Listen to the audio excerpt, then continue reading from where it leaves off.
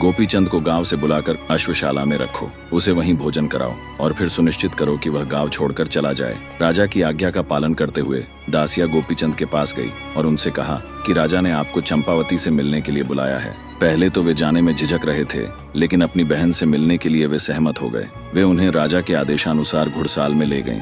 फिर उन्होंने राजा और रानी को गोपीचंद के आने की सूचना दी।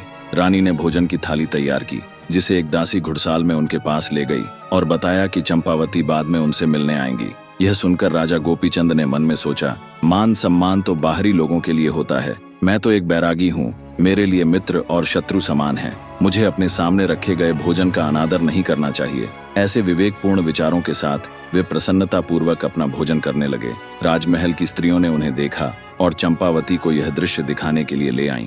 उन्होंने तिरस्कार पूर्वक कहा कि देखो, तुम्हारा निर्लज्ज भाई अपनी बहन के घर आकर घुड़साल में भोजन कर रहा है। चंपावती यह अंतिम अपमान सहन नहीं कर सकी। वे उनके बीच से चुपके से निकलकर अपने कक्ष में गईं और अत्यंत निराशा में एक कटार निकालकर अपने पेट में घोंप ली और अपने प्राण त्याग दिए। इस बीच गोपीचंद ने दासियों से कहा, मेरी बहन चंपावती को यहाँ लाओ ताकि मैं उससे मिल सकूं। उन्होंने उत्तर दिया, वह इस समय यहाँ नहीं आ पाएगी।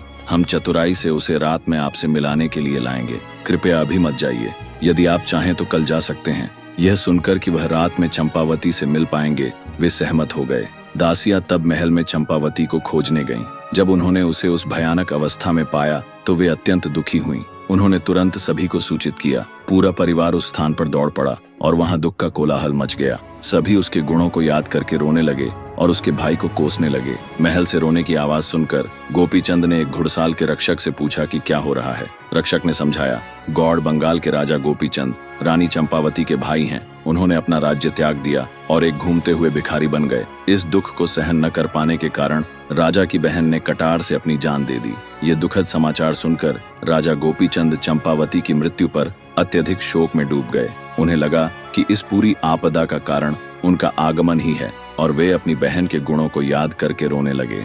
जब महल के लोग चंपावती के शव को दाह संस्कार के लिए ले जाने लगे तो गोपीचंद भी जुलूस के साथ चलने लगे। उनके मन में एक विचार आया, यदि मैं इस मामले को ऐसे ही रहने दूं तो दुनिया में मेरी प्रतिष्ठा हमेशा के लिए नष्ट हो जाएगी।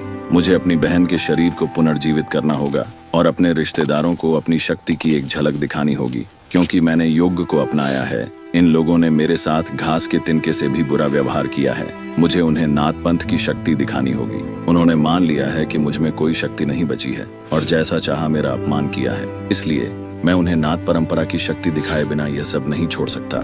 जुड़े रहिए दोस्तों, आगे की कथा और भी मजेदार होने वाली है।